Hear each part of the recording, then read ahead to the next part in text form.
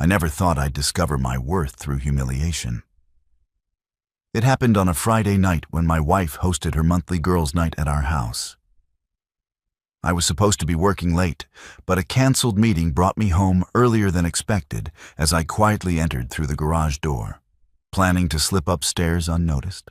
Their voices carried from the living room, loud, uninhibited by alcohol.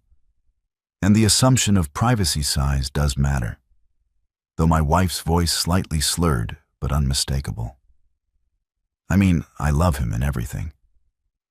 But honestly, the eruption of laughter that followed felt like daggers. I froze in the hallway, becoming an unwilling eavesdropper to my own humiliation. "So what do you do?" "Just fake it," one of her friends asked between giggles. "Sometimes, other times, I just think about that guy from accounting at her office. Remember the one I showed you on Instagram?" More laughter glasses clinking my stomach twist into knots as I stood there. Invisible. Reduced to a punchline I could have stormed in, could have demanded an explanation, created a scene. Instead, something inside me went cold and calculating. I silently retreated to the garage, started my car, and drove around aimlessly for 2 hours until I received her text asking when I'd be home. When I finally returned, her friends were gone. She greeted me with a kiss that felt like betrayal, asking about my day with the same mouth that had mocked what she apparently considered my inadequacy. I answered with practiced normally, watching her through new eyes, searching for signs of the contempt I'd heard in her voice that night. Lying beside her in bed, I stared at the ceiling, reaping those words. It wasn't just about physical dimensions. It was about worth, about respect, about whether the woman who had vowed to love me actually valued me as a man. Sleep evaded me as questions multiplied. How long she felt this way? Who else knew was our entire relationship built on a foundation of secret disappointment? Morning came after hours of silent deliberation. I watched her sleeping face, peaceful and unaware of the storm she'd created. In those quiet moments, something shifted inside me. The initial hurt crystallized into determination. If she measured a man's worth by such shallow standards, I would show her what truly mattered. I slipped out of bed without waking her and stood before the bathroom mirror studying my reflection. The man looking back at me wasn't defined by any single attribute, not by the numbers in our bank account, not by inches or centimeters, not by anything. So easily measured and mocked, the path forward became suddenly startlingly clear. This humiliation would become transformation, not to win her approval. I realized with a jolt that I no longer craved it, but to reclaim my own sense of value, to rebuild myself not according to her metrics, but by standards that actually mattered. I splashed cold water on my face, a symbolic gesture washing away the old perspective. When she woke later, I'd be the same attentive husband she expected. She wouldn't know that I'd hurt her, wouldn't see the calculations running behind my smiles. The wheels were already turning as I formulated a plan not for revenge, but for something more profound. A redefinition of worth that would ultimately reveal exactly who we both were. The weekend passed in a strange performance of normally. I smiled at the right moments, laughed at her jokes, and maintained the rhythm of our marriage, while a new awareness colored every interaction. With each passing hour, I began noticing things I'd previously overlooked.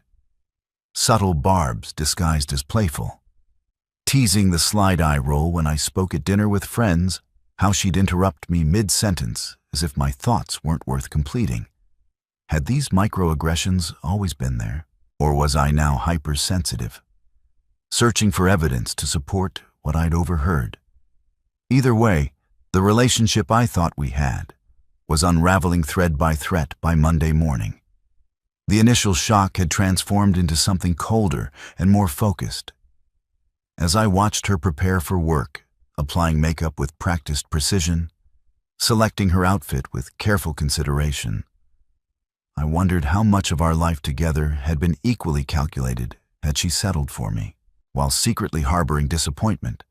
The thought both wounded and angered me. "What are you staring at?" she asked, catching my gaze in the mirror. "Nothing," I replied, forcing a smile, just appreciating the view. She seemed pleased by this, offering a familiar, flirtatious smile that now felt hollow.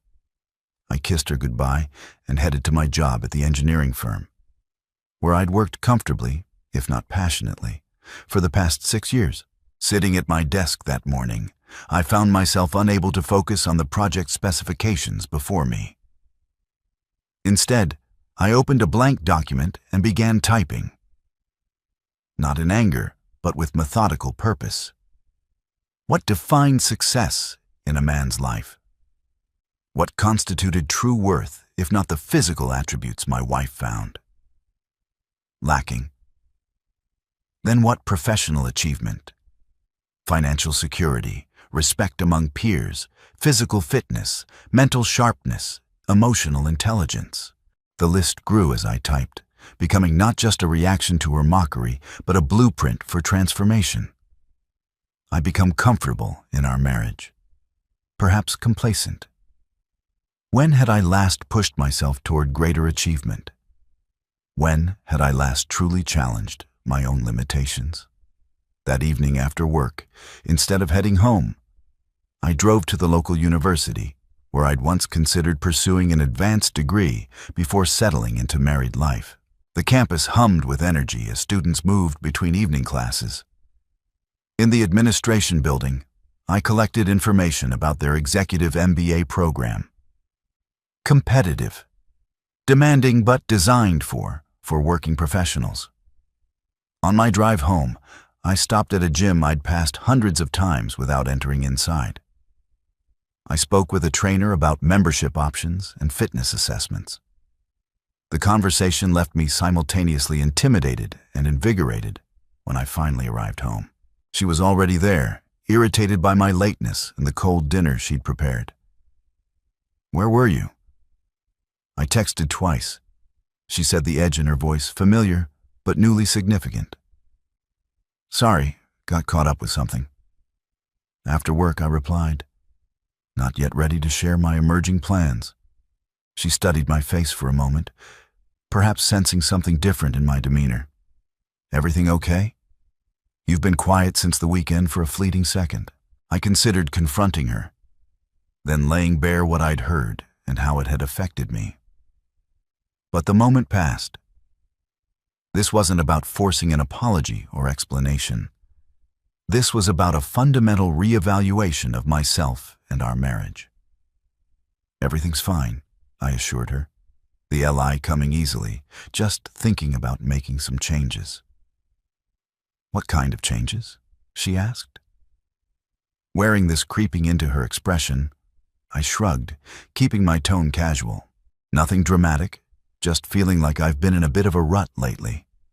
She seemed to relax at this, offering suggestions about haircuts and perhaps a shopping trip for new clothes, surface-level changes that missed the depth of what I was contemplating. I nodded along already, mentally calculating the hours in my week that could be reallocated, the resources that could be redirected, the energy that could be repurposed. That night, as she slept beside me, I finalized my plan. The transformation wouldn't happen overnight. It wouldn't be dramatic enough to raise suspicions, but day by day, week by week, I would rebuild myself according to measures that actually mattered. Not for her approval, though her reaction would certainly be informative, but for my own sense of worth. The man she had mocked would soon cease to exist, replaced by someone stronger in every meaningful way. And in that process of becoming, I would discover whether our marriage deserved to survive. 3 weeks into my transformation, the changes remained subtle but significant. My application to the Executive MBA program had been submitted, accompanied by a passionate statement of purpose that surprised even me with its clarity. The program director had called for a preliminary interview. impressed by my professional background and apparent drive at the gym. Mornings began at a.m. well before my wife's alarm. The trainer had developed a progressive routine that left me exhausted but increasingly energized muscles. I'd forgotten. I possessed ADHD with newfound purpose. My diet had shifted from convenient to intentional. Though I presented these changes to my wife as simple health concerns rather than part of a larger plan. "You're losing weight?" she remarked one evening, her tone suggesting both approval and puzzlement. Just trying to take better care of myself," I replied, not mentioning the spreadsheet tracking my progress or the goals I'd set for 6 months ahead. At work, I'd volunteered for a challenging project. Other engineers had avoided the redesign of a failing municipal infrastructure system. The hours were longer, the pressure greater. But my focus had sharpened remarkably since the night I'd overheard her words. Each calculation, each designed solution felt like a small victory, a step toward reclaiming my professional confidence. I'd also begun quietly researching our financial situation. Years of comfortable complacency had left our savings mediocre, our investments minimal. Without announcing my intentions, I scheduled a meeting with a financial advisor who outlined strategies for aggressive but responsible growth. The next day, I opened separate investment accounts, allocating funds from my personal savings toward higher yield opportunities. My wife noticed my increased absences the early morning, the late evenings, but seemed to accept my explanations of work demands and health commitments. Sometimes I caught her watching me with curious eyes, perhaps sensing the currents of change beneath the surface of our routine. But she didn't press beyond superficial questions. What surprised me most was how little I missed our previous patterns. The evenings of mindless television, the weekends of social obligations that left me drained rather than fulfilled. The conversations that never ventured beyond gossip and complaints all felt increasingly like artifacts of a lesser version of myself.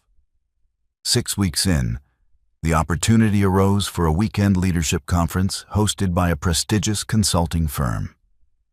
Normally, I would have declined, preferring the comfort of our usual weekend routines.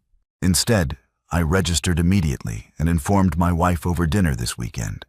"But we have the neighborhood barbecue on Saturday." She protested.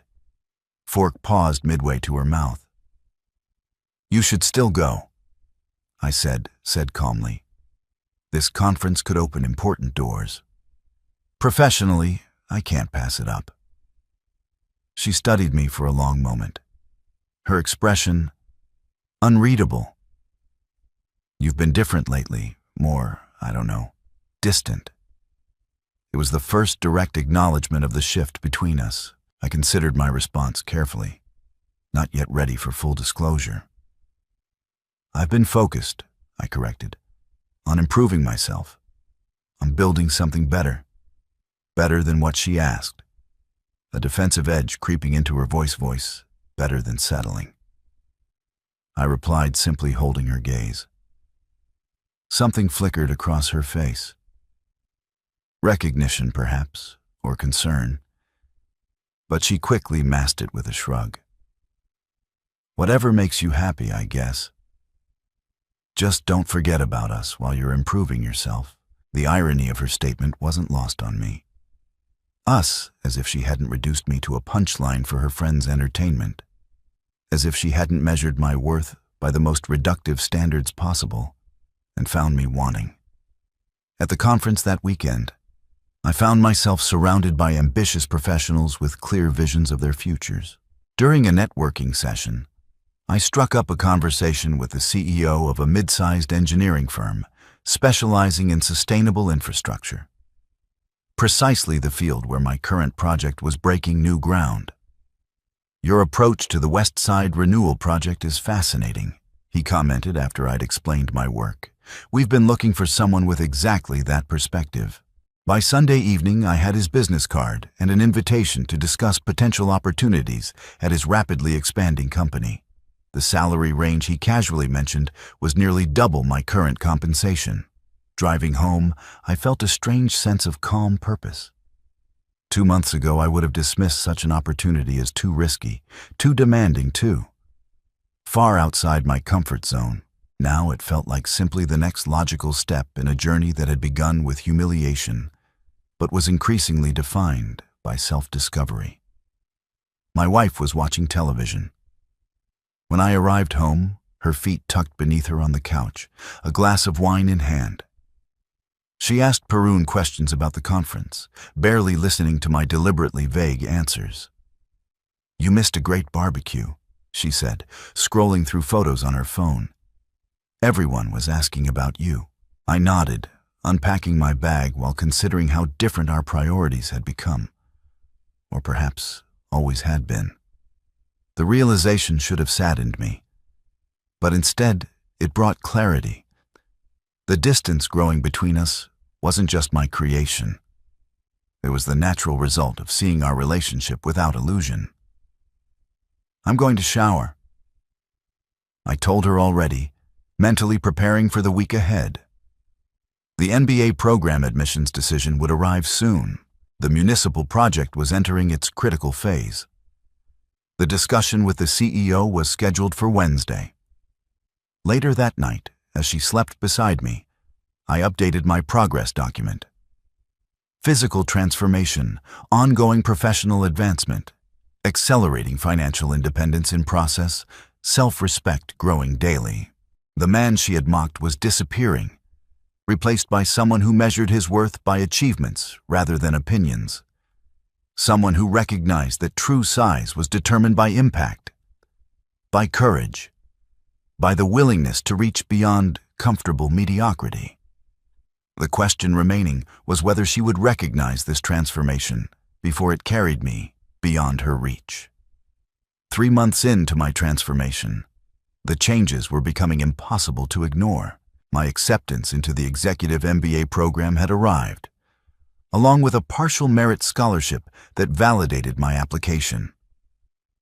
20 lbs of fat had melted away, replaced by lean muscle. That changed not just how I looked, but how I moved through the world with purpose, with confidence. The municipal infrastructure project had been completed ahead of schedule, earning recognition from city officials and industry peers. Most significantly, I had accepted the position with the sustainable engineering firm. The negotiations had been surprisingly smooth, my newfound confidence allowing me to advocate for compensation that reflected my true value. I would start in 4 weeks after completing my obligations to my current employer. These developments forced a conversation I'd been strategically delaying on a Friday evening. I waited until dinner was finished before sharing my news. "I've accepted a new position," I said, watching her expression shift from distraction to sharp focus. "What? Where? When did you even interview?" The questions tumbled out as she set down her wine glass. "It's been in process for a while," I replied calmly. "The company specializes in sustainable infrastructure design. The role offers significantly more responsibility and compensation." She stared at me as if seeing a stranger. "And you didn't think to discuss this with me before deciding?" "What about my job, my friends? Our life here?"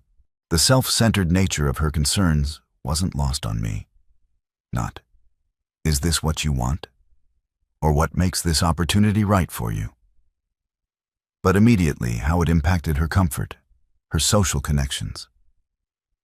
"The office is only 40 minutes from here." I explained no relocation necessary. As for discussing it beforehand, I needed to be certain it was the right move. "Before bringing it to you," her eyes narrowed slightly. "There's more. You're not telling me. All these changes.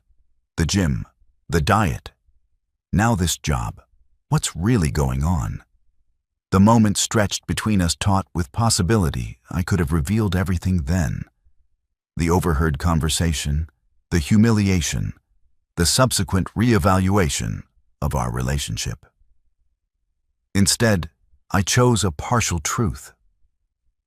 I realized I've been settling for less than I'm capable of in my career, my health, my ambitions. I decided to change that. "And what about us?" she asked, her voice quieter. "Now have you been settling there too?" The question hung in the air, dangerously close to territories we'd both been avoiding. I met her gaze steadily.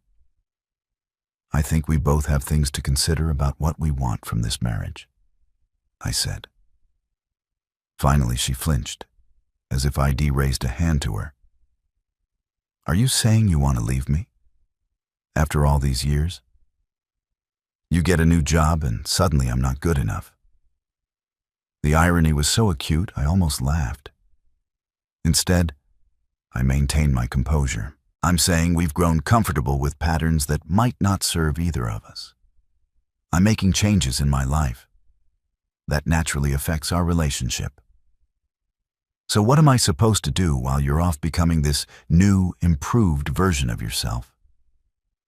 Just wait around and hope I still fit into your plans?" Anger edged her words now, but beneath it, I detected something else. Fear you could consider what you truly want. I suggested beyond the surface, beyond the comfortable routines. What brings you genuine fulfillment? What kind of relationship would challenge you to grow rather than just exist? She stared at me, confusion evident.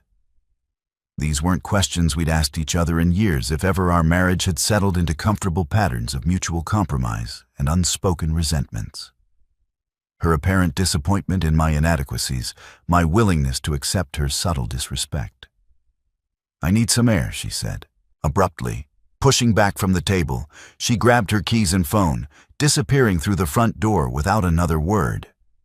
I didn't follow her. Instead, I cleared the dinner dishes, responding to a few emails about my upcoming transition. When my phone chimed with a text notification, I expected it would be her, but instead found a message from the NBA program director about orientation materials. Hours passed near midnight. I heard her key in the lock.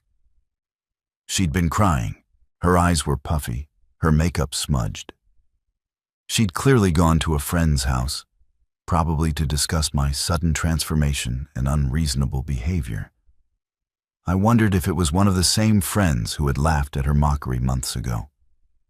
"I don't want to lose you," she said without preamble, standing in the doorway of our bedroom where I sat reading. "But I don't understand what's happening." I set my book aside. "What don't you understand? Why now? Why all at once? For years, you were content with your job, with our routines. You never mentioned feeling unfulfilled or wanting more. Then suddenly you're working out, applying to MBA programs, taking new jobs. It's like you had some kind of midlife crisis, or overnight crisis." The word rang false. This wasn't a crisis, but an awakening. Not a breakdown, but a recalibration. Still, I recognized the genuine confusion beneath her defensiveness. "Sometimes clarity comes all at once," I said carefully. I realized I'd been measuring my worth by limiting standards. Our eyes met, and for a moment I thought she might hear the echo of her own words in mine. I decided to change how I defined success. She moved into the room, then sitting on the edge of the bed. And where do I fit in this new definition? The question was genuine, vulnerable in a way she rarely allowed herself to be. I considered my answer carefully, knowing it would shape whatever came next between us. "That depends," I said finally, "on whether you're interested in knowing the man I'm becoming. Or, if you preferred, the version you could easily dismiss." She flinched slightly, but didn't look away. Something passed between us. A moment of recognition, perhaps, or the first tremor of a foundation beginning to shift. "I want to understand," she said quietly. "Help me understand what changed." And so we talked late into the night. Not about what I'd overheard, that revelation would come later when necessary, but about ambitions. Long-deferred respect, too. Readily sacrificed. Patterns of interaction that diminished rather than elevated. About the difference between comfortable complacency and genuine fulfillment. By morning, nothing was resolved, but something had shifted. She looked at me differently, with a mixture of weariness and newfound interest, as if truly seeing me for the first time in years. Whether that new vision included a future together remained to be seen. What mattered was that I now stood before her, not as the punchline to a cruel joke, but as a man defining his worth on his own terms. Terms that couldn't be mocked or dismissed with a casual, drunken comment to friends who didn't matter. The following weeks unfold, fed in a strange dance of distance and discovery. My wife observed my transformation with growing curiosity, occasionally attempting to participate, joining me for a morning run, asking questions about my MBA coursework. Her efforts seemed genuine if tentative, like someone reaching across a widening gulf, unsure if their arm was long enough to bridge the gap. I welcomed these attempts without depending on them, maintaining my focus on the path I'd chosen. My last day at the old firm arrived, marked by surprising warmth from colleagues who noticed my evolution. My department head pulled me aside during the farewell gathering. "Whatever lit a fire under you these past months?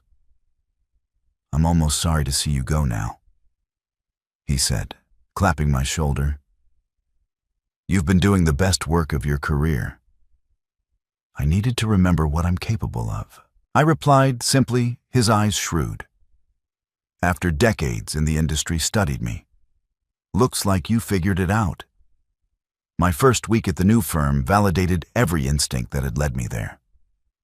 The challenges were substantial, the expectations high, but I found myself rising to meet them with an energy I'd forgotten I possessed.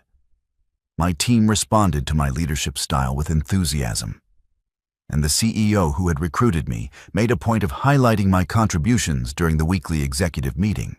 When I returned home late Friday, after that first successful week, I found my wife waiting with an unexpected dinner setup. Candles, wine, and my favorite meal carefully prepared. "I thought we should celebrate your new position," she said, an uncertain smile playing at her lips. I thanked. Her and we ate the conversation flowing more easily than it had in months. She asked intelligent questions about my work, seeming genuinely interested in the technical challenges and innovative approaches. When she reached for my hand across the table, the gesture felt both familiar and strange. "I've been thinking about what you said," she began after we moved to the living room with our wine glasses, "about how we've both been settling about measuring success by the wrong standards." I nodded, waiting. "I've always defined myself through other people's eyes." She continued, "My parents, my friends, even you. I've been so focused on maintaining appearances that I never stopped to consider what I actually want." This vulnerability was new, or perhaps it had always been there, buried beneath the carefully maintained facade of our marriage. "What do you want?" I asked, genuinely curious. She shook her head slightly. "I'm not entirely sure yet, but I know I want to be more than just someone's wife, someone's colleague, someone's friend. I want to matter for reasons I choose." The parallels to my own journey weren't lost on me. For a moment, I glimpsed the possibility of transformation for us both, parallel paths that might eventually reconverge with greater strength. Then she shifted closer on the couch, her hand sliding along my thigh in a familiar prelude. "I've missed you." She murmured, her intention clear. "We've barely touched in months." I caught her hand, gently holding it still before this goes further. "There's something we need to address." She pulled back slightly, weariness returning to her expression. What is it? The moment had arrived. The confrontation I'd been strategically delaying until I stood on solid ground of my own making. I took a careful breath. 3 months ago, I came home early from work, while you were hosting your girls' night. Her express froze a flash of realization, widening her eyes before she controlled it. Oh, I overheard your conversation about how size matters, about how you sometimes fake it, about the guy from accounting. You apparently fantasize about color drained from her face, followed immediately by a deep flush I was drinking. It was just stupid girl talk. You know how it gets, with them. Everyone trying to one-up each other with outrageous stories. So you made me the punchline of an outrageous story to impress your friends. My voice remained calm, controlled. You mocked the most intimate aspect of our relationship. For their entertainment, she flinched. That's not fair. It wasn't about you. Not really. It was just what I pressed when she faltered. Just me being insecure and stupid. She finished, eyes dropping to her hands, saying what I thought would get laughs and approval. I didn't mean it. Whether you meant it isn't the point, I said. The point is that you were willing to dim me, to literally minimize my worth, for a moment of social currency with people whose opinions shouldn't matter more than our relationship. Tears formed in her eyes. Is that why all this happened? The working out the new job, the MBA program to prove something because of one thoughtless comment, not to prove something, I corrected. To remember something. I've forgotten that my value isn't determined by your assessment or anyone else's, that I'm capable of more than I'd settled for. Your calm wasn't the cause. It was the catalyst. She was quiet for a long moment, absorbing this. So everything between us since then has been what revenge? A long-term plan to make me regret that night? No, I said firmly. It's been about reclaiming myself. About remembering that a relationship should elevate both people, not diminish either one. And has our relationship been diminishing you? She asked, voice small. I considered the question carefully. We fell into patterns that allowed both of us to be less than we could be. I accepted subtle disrespect because confrontation seemed harder than compromise. You sought validation outside, rather than demanding more from yourself and from us. She wiped at her tears with the back of her hand. Can we fix this? Can we start over somehow? The question hung between us, weighted with years of shared history and newfound understanding. I studied her face. The genuine remorse, the fear of loss, but also something new. Respect. Not the careful deference of our previous dynamic, but a recognition of equal strength. I don't think we can start over. I said finally. Too much has changed, but we might be able to start something new, something built on genuine recognition of each other's. I do value you, she said quickly. I always have. Even when I was too self-absorbed to show it properly. Prove it. I challenged gently, not with words or gestures designed to smooth things over. Prove it by becoming someone who wouldn't find that kind of mockery amusing, even among friends. Prove it by defining your own worth through more meaningful measures and social approval. Understanding dawned in her eyes. The realization that what I was offering wasn't simple forgiveness, but the opportunity for parallel transformation, not a return to our previous dynamic, but the possibility of something stronger, more authentic. I want that chance, she said with quiet determination, for myself and for us. I nodded, neither promising nor refusing, simply acknowledging her choice. The path forward remained uncertain, but for the first time in months, the possibility existed that it might be one. We could walk together, not as the people we had been, but as the people we were becoming. 6 months after that pivotal conversation, our lives had transformed in ways neither of us could have predicted. The revelation about what I'd overheard became not an ending, but a painful, necessary reset that forced us both to confront the hollow core of what our marriage had become. My professional trajectory continued its upward climb. The MBA program challenged me intellectually, while opening doors I hadn't known existed. My role at the sustainable engineering firm expanded as I brought in 2 major clients who appreciated our innovative approach to urban renewal. The financial benefits followed naturally. My salary had nearly doubled, and strategic investments were building a security we never prioritized before. More significantly, my wife embarked on her own journey of transformation. After weeks of soul-searching, she enrolled in a counseling psychology program. Pursuing the interest in human behavior she'd abandoned years ago for a more practical corporate career, she reduced her hours at work to accommodate her studies, reprioritizing long-deferred ambitions over immediate financial comfort. I've spent so many years caring about how things look rather than how they feel, she explained one evening as we sat reviewing her course materials. I want to understand why I've been so driven by external validation, and maybe eventually help others who struggle with the same issues. The honesty in her self-assessment impressed me more than any apology could have. She was confronting not just the hurtful comment I'd overheard, but the insecurities and values that had made such a comment possible in the first place. Our relationship evolved through careful, deliberate effort. Weekly conversations became opportunity for authentic connection rather than routine exchanges of schedules and complaints. Physical intimacy, when it eventually resumed, carried new meaning.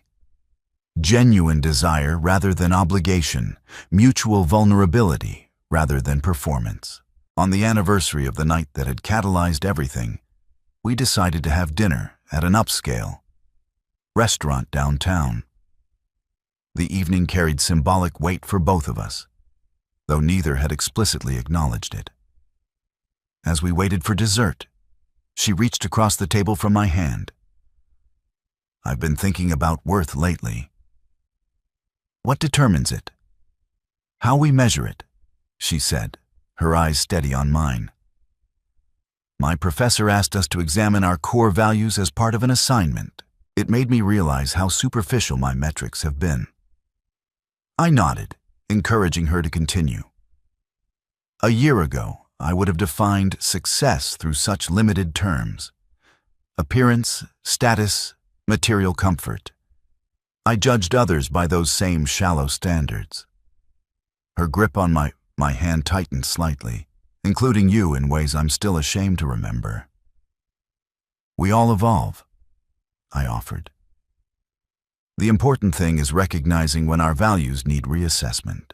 That night, with my friends, she continued, voice dropping slightly, I betrayed something essential between us. Not just by what I said, but by caring more about their approval than your dignity. By reducing you to a physical attribute instead of seeing the entirety of who you are. The memory of that overheard conversation had lost its sting, replaced by appreciation for the growth it had ultimately sparked. And now, a smile touched her lips. Now I understand that a person's worth isn't measured in inches or dollars or status symbols. It's measured in integrity, in courage, in the willingness to become more than comfort allows. She reached into her purse and placed a small wrapped package on the table. This is for you, not as an apology. We've moved beyond that, but as recognition. Inside the package, I found a vintage compass, beautifully crafted and fully functional, a simple engraving on the back. Read, "True direction comes from within." It reminded me of you. She explained of how you found your path when it would have been easier to remain lost, of how you measured yourself by internal standards when external ones had failed you. The gift held meaning. Beyond its obvious symbolism, it acknowledged not just what I had accomplished, but how I had done it through principle rather than resent, meant through growth rather than revenge. "Thank you," I said simply, the words encompassing more than gratitude for the object itself. Later that night, in the quiet of our home, she asked the question that had lingered unspoken between us. Are we going to make it truly, make it not just coexist? I considered her the woman who had mocked me and the woman who now sought understanding with equal determination, the journey between. Those two versions contained both pain and possibility. "I think we have a chance," I said honestly, not because of who we were, but because of who we're becoming, not because our herd has disappeared, but because we've used it to build something stronger. She nodded, accepting the qualified hope as more valuable than easy reassurance. The woman I was a year ago wouldn't deserve this second chance. She was too concerned with appearances, too willing to diminish others to elevate herself. And the man I was a year ago wouldn't have had the courage to demand better, I acknowledged. He accepted subtle disrespect because confrontation seemed more difficult than compromise. We sat with this shared understanding, the recognition that our growth had evolved in parallel but separate paths. Whether those paths would ultimately converge permanently remained an open question, one that couldn't be answered through promises alone, but would reveal itself through continued choices and actions. What remained certain was that the mockery I'd overheard had lost its power to define me. The transformation it had catalyzed had become something self-sustaining, driven not by wounded pride, but by authentic ambition. The achievements that followed, professional, financial, personal, weren't reactions to her words, but expressions of potential I had always possessed but never fully claimed. True size, I had discovered, wasn't measured by physical dimensions or others' assessments. It was measured by the courage to define yourself when others would reduce you, by the strength to use pain as a catalyst rather than an excuse, by the wisdom to recognize that genuine worth comes not from what others see in you, but from what you demand of yourself. That realization, more than any external success, was the true measure of how far I had come, and regardless of what our future held as a couple, it was a standard of measurement I would never relinquish again.